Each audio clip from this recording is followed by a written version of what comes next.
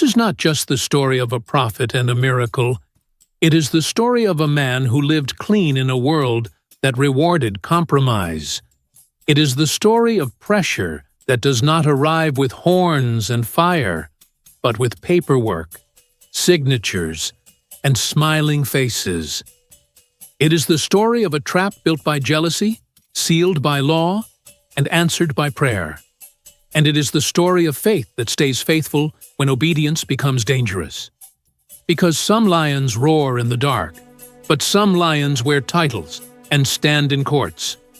Let us go back in time, back before the stone was rolled across the mouth of the den, back before the king spent a sleepless night, back to the quiet place where integrity looked ordinary. The Babylonian Empire had fallen, and a new power held the city.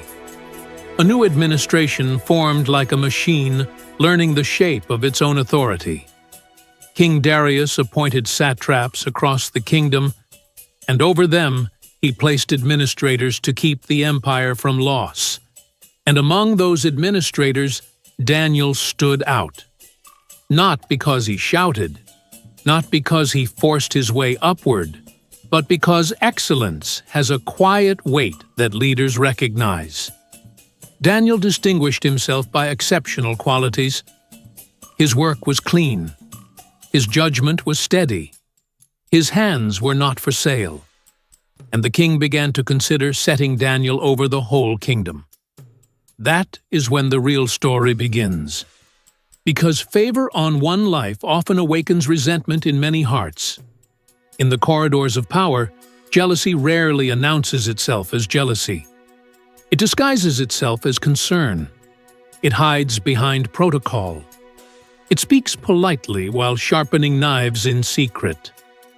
The other officials and satraps began to look for grounds to charge Daniel in his conduct of government affairs. They watched his schedules. They examined his ledgers. They listened for careless words. They waited for one private weakness to become public evidence. But they could find no corruption in him. They could find no negligence. They could find no fault. Because Daniel was trustworthy. And that kind of integrity is frustrating to people who survive by bending rules. So their plan had to change.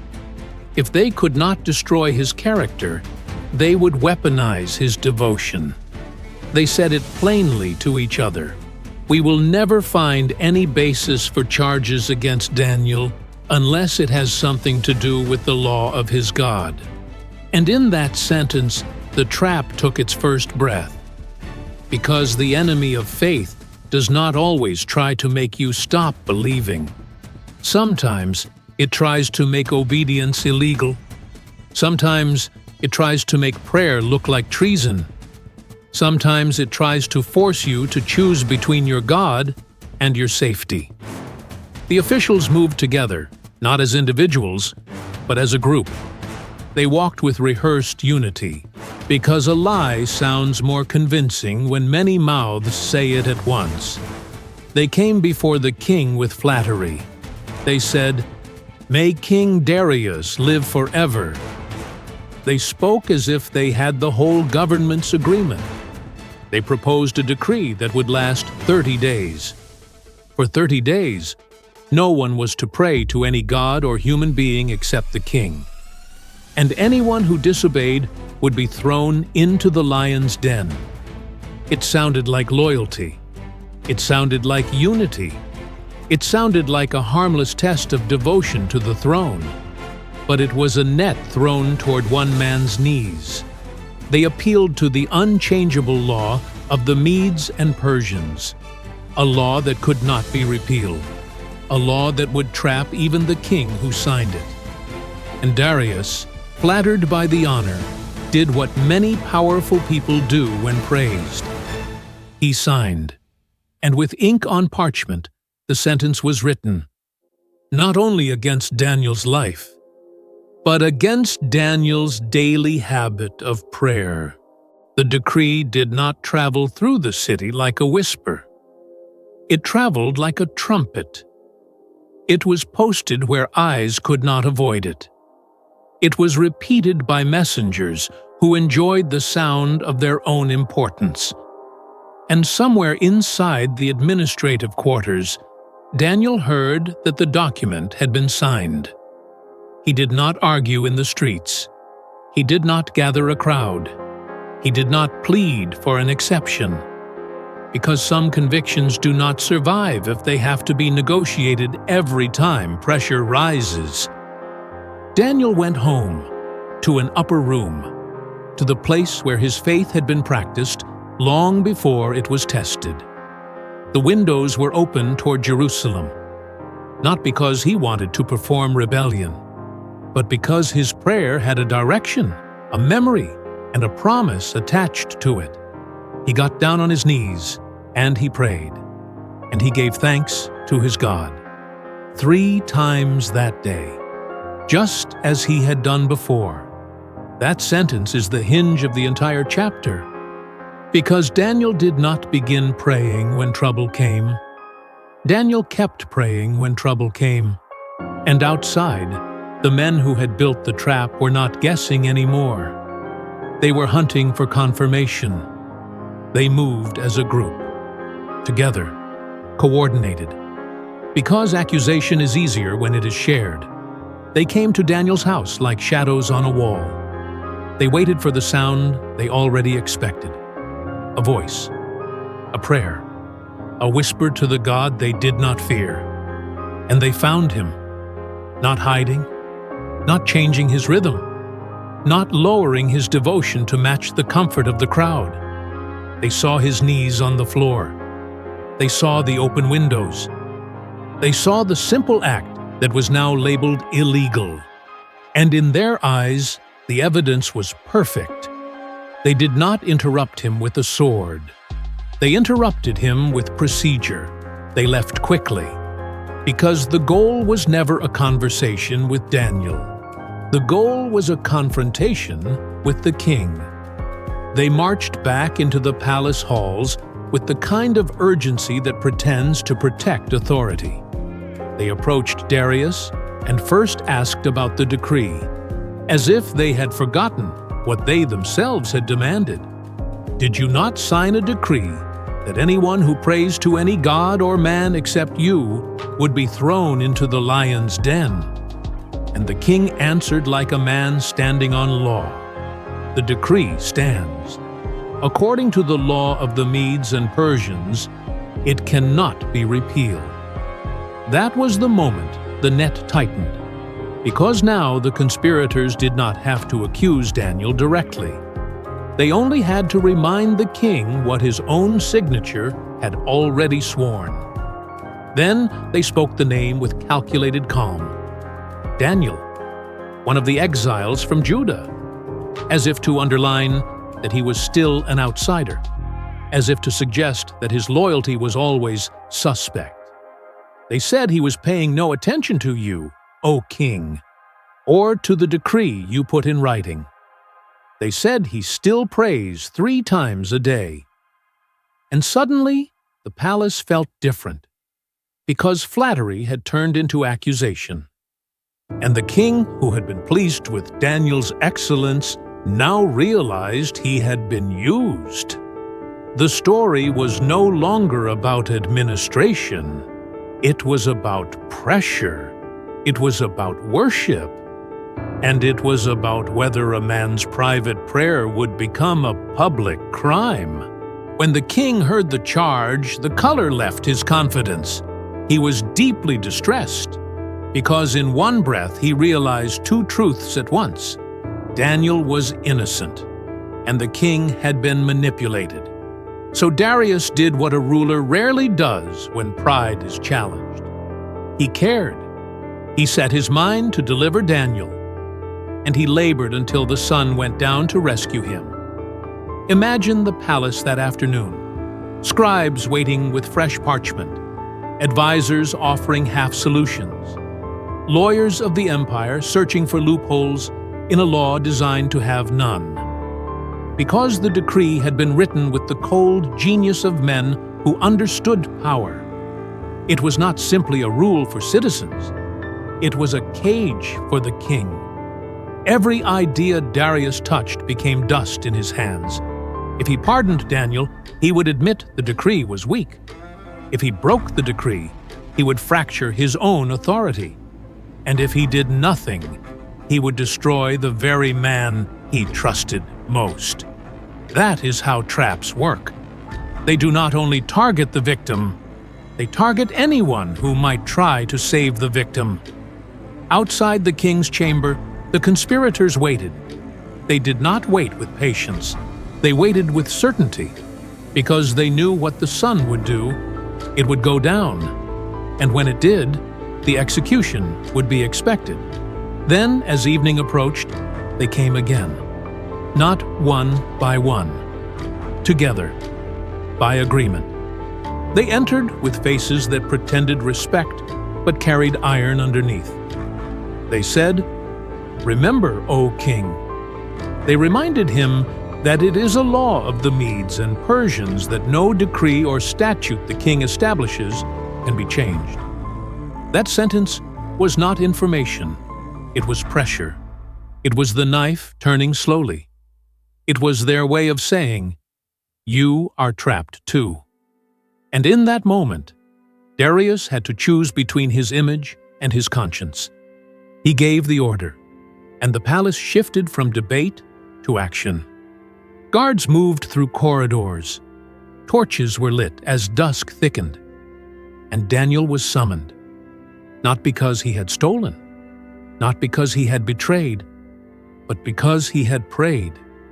The distance from Daniel's house to the lion's den was not long, but every step carried the weight of the empire's false god, the god of reputation, the god of fear, the god of what will people think.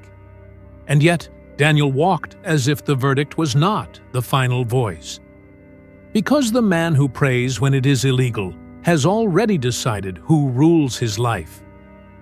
At the edge of the den, Darius spoke to Daniel, not as a tyrant, but almost as a man begging reality to be kinder than his own signature. He said, "May your God, whom you serve continually, rescue you." And the sentence revealed something surprising. The king who signed the decree was now hoping in the God the decree tried to silence.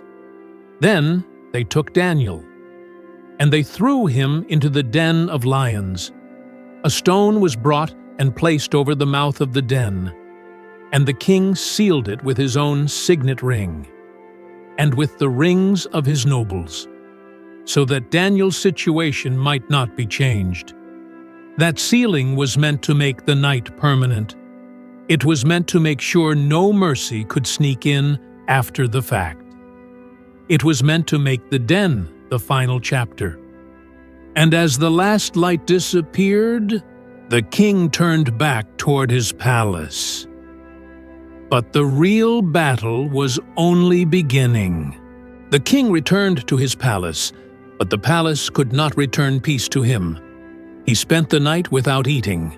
No entertainment was brought before him, no music, no distraction, and sleep fled from him. Because guilt is loud when the room goes quiet, and regret has a way of replaying a signature like a sentence. Somewhere beyond the palace walls, a stone sat over a den, and behind that stone, lions breathed in the dark. The law said the story was finished, but the king's heart refused to close the book. All night he carried two images, Daniel's steady face and the smug faces of the men who had advised him. The palace was full, yet Darius was alone. Because power cannot protect a man from the consequences of his own pride. And when morning was still only a thin line of gray, the king rose. At the first light of dawn, he hurried to the lion's den. Not walked, hurried. Because hope makes even kings run. The air was cold, the ground was damp with night. The guards followed behind him, silent, unsure if they were witnessing grief or faith. As he approached the den, The king's voice broke its royal shape. He called out in anguish, not with ceremony, with desperation. "O Daniel, servant of the living God, has your God, whom you serve continually, been able to rescue you from the lions?" That question carried the weight of an empire. Because if Daniel was dead, then the decree had proven stronger than devotion. But if Daniel was alive, then the living God had just overruled the law that could not be repealed. There was a pause, a silence that felt like the space between heartbeat and breath. And then, from behind the stone, a voice answered, "May the king live forever." The words rose calmly from the darkness, not the voice of a man shattered, but the voice of a man preserved. Daniel said, "My God sent his angel, and he shut the mouths of the lions. They have not hurt me, because I was found innocent in his sight, and nor have I ever done any wrong before you, your majesty." In that moment, the den became a courtroom, and the verdict was not against Daniel. It was against the lie that faith must bow when power demands it. The king's grief turned into astonished joy. He gave orders at once, because joy, like fear, produces motion. He commanded that Daniel be lifted out of the den. Hands reached down, ropes tightened, and Daniel rose from the pit like a testimony. They examined him carefully. No wound, no torn flesh, no mark, because he had trusted in his God. And the king stood there, watching a man walk out of death's mouth. But the story was not done, because when God delivers, he also exposes. And the men who built the trap were about to discover that lions do not only belong to the den. When Daniel was lifted from the den, the air itself felt judged, because everyone could see what the law had tried to do, and everyone could see what God had refused to allow. The miracle did not only save Daniel, it exposed the men who loved the decree more than truth. The king did not hesitate. He gave a command, and the men who had maliciously accused Daniel were brought forward. The same mouths that had spoken, "Remember, O king," now had nothing to say. Because when God overturns a trap, the trapper loses his voice. They were thrown into the lion's den, and the text is brutally clear. They had not reached the bottom of the den before the lions overpowered them. The den that could not harm Daniel consumed them, and the contrast became a warning carved into history. The lions were not tame. The miracle was not that lions suddenly became gentle. The miracle was that God restrained what could not be restrained. Then the story moved from private deliverance to public proclamation. Because God never intended the lion's den to be a rumor passed quietly between friends, He intended it to become a witness that could not be denied. So King Darius wrote to all the nations and peoples of every language in all the earth. He did not write as a theologian. He wrote as a man who had watched the living God override the unchangeable law of men. He began with a blessing. "May you prosper greatly." And then he issued a new decree, not a decree to silence prayer, but a decree to honor the God who answers prayer.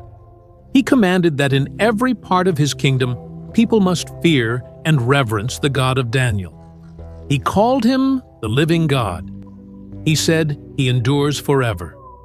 He said his kingdom will not be destroyed. He said his dominion will never end. He declared that God rescues and saves, that God performs signs and wonders in the heavens and on the earth. And he testified with the one line the empire could not argue with. He has rescued Daniel from the power of the lions. The same kingdom that demanded 30 days of worship toward a man now echoed the praise of the God Daniel served. And Daniel's life became proof that faith under pressure is not foolish. Faith under pressure is dangerous to every system built on fear, because one delivered person reminds everyone else that the king is not ultimate. And the chapter closes its historical loop with a quiet statement.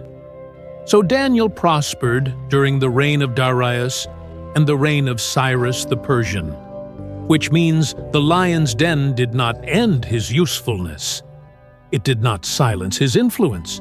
It did not reduce him to a survivor story told once and forgotten. He continued. He served. He endured. But the deeper question remains. Why does this story keep getting told? Because the lion's den is not only a place in ancient Persia, it is a pattern. It is a mirror. And for many people, the most dangerous part of the test is not the night in the den.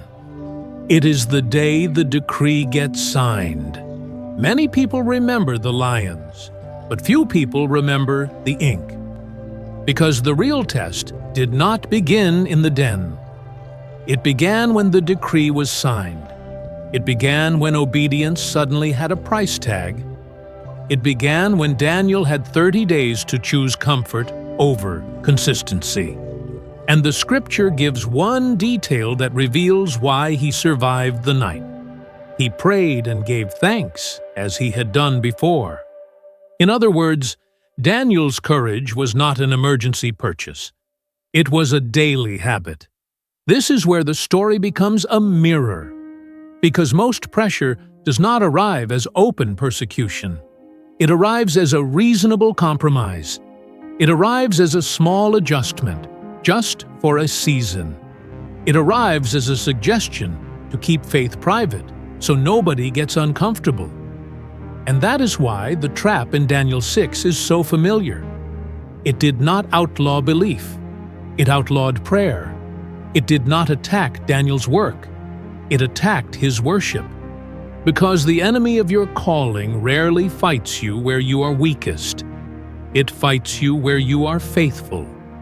The officials could not find corruption in Daniel, so they tried to make his devotion look like disloyalty. That is a strategy as old as empires. When someone cannot be accused of wrongdoing, they are accused of being too committed, too different, too uncompromising, too loyal to a higher authority. And it is easy to misunderstand Daniel's open windows if the heart reads everything through fear. Some people think Daniel was trying to provoke a fight, but the text shows something quieter. He did what he had always done. He did not dramatize faith. He simply refused to rename faith as convenience. Because if Daniel closes his windows just for 30 days, the lions never need to roar. The fear would have already won. That is what pressure wants. Pressure wants compliance without a fight. Pressure wants you to surrender your rhythm, then call it wisdom. Pressure wants you to trade obedience for survival, then call it maturity. And this is why prayer is the target. Because prayer is not only asking God for help. Prayer is declaring who is king. Prayer is choosing alignment over applause. Prayer is an act of loyalty. That is why the decree had to be 30 days, not forever. Just long enough to break a habit. Just long enough to interrupt consistency. Just long enough to convince a person that silence is normal. And many lions' dens are built the same way today. Not always with violence, with deadlines, with policies, with the fear of losing approval, with the fear of being labeled, with the fear of being the only one who will not bow. Some people are pressured at work to sign what they cannot agree with. Some are pressured in relationships to hide convictions to keep peace. Some are pressured by their own past to stop praying because prayer feels pointless. And sometimes the loudest decree is not written by a king. It is written by shame. It says, do not pray. It says, you are disqualified. It says, God is tired of you. It says, keep your window closed. But Daniel's story answers with a different message. It says, faith is not proven by what you say in public. It is proven by what you keep doing when no one applauds. It says the den is terrifying, but the habit is stronger. It says God can shut lions' mouths. And God can also expose the mouths of accusers. Yet, there is one more layer. Because the story is not only about Daniel's faith, it is also about a king who discovered too late that power cannot undo a careless signature. And that is why this next part matters. Because after the miracle, a new battle begins. The battle of what you do with the testimony. The battle of whether you guard your heart after victory. The battle of whether you will live like the den never happened. There is a detail in this story that feels small until it becomes unforgettable. A stone was brought, and it was laid over the mouth of the den, and the king sealed it with his own signet ring, and with the rings of his nobles, so that nothing concerning Daniel could be changed. That was the empire's way of saying, this is final. It was the world's way of trying to make a verdict permanent. It was power attempting to lock a future behind a rock. And then the king went back to his palace. He spent the night fasting. No entertainment was brought before him, and sleep fled from him. That is a strange picture. The most powerful man in the kingdom cannot eat, cannot laugh, cannot rest.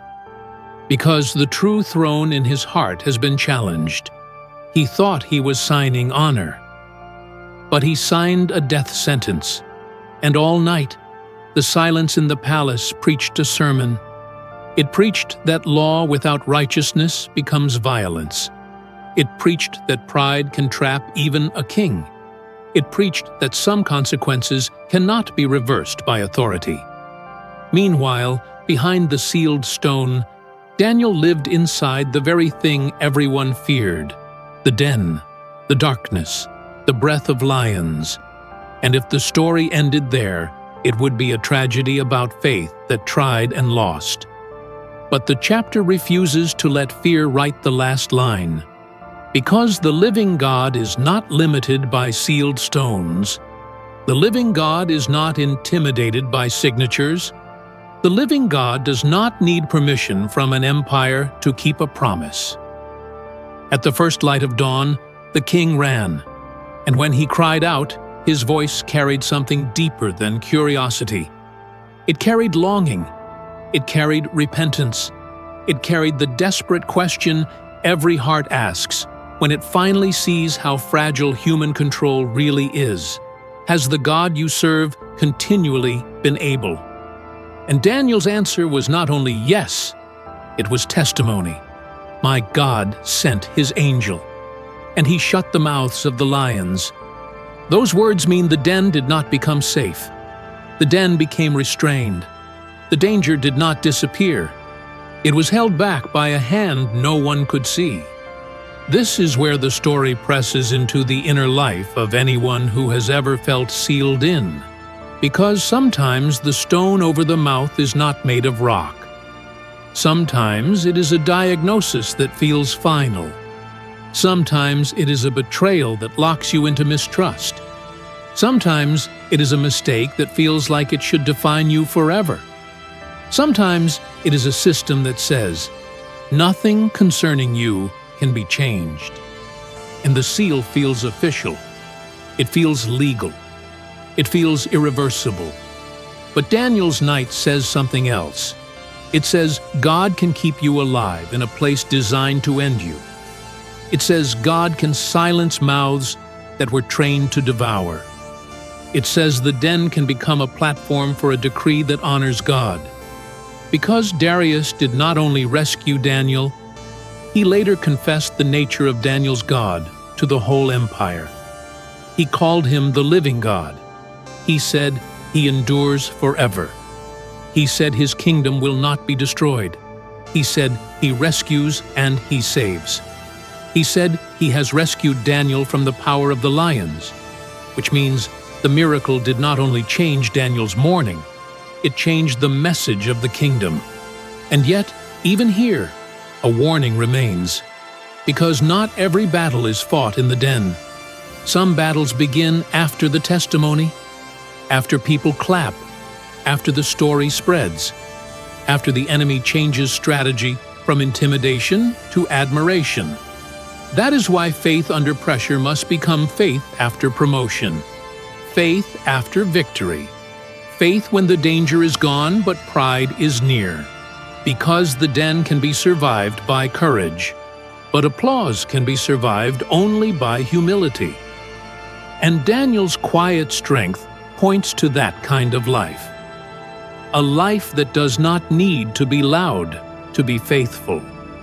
A life that stays steady when the world is unstable. A life that remembers who shut the lions' mouths. This is not just the story of a man who survived a night with lions. It is the story of what happens when faith refuses to be edited by fear. It is the story of a life that stays consistent when the world becomes hostile. And it is the story of a God whose authority outlives every decree.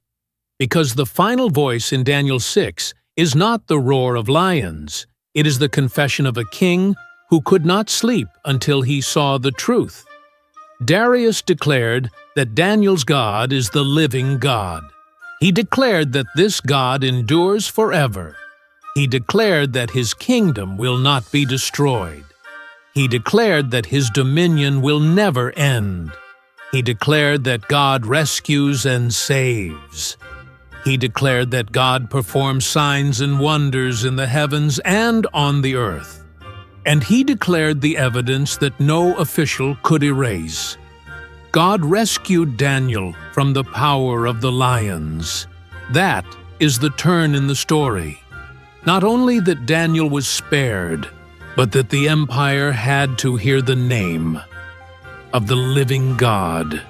And now the story becomes a mirror again, because most people will never face literal lions, but many will face pressure that feels just as hungry. Pressure that tries to devour integrity.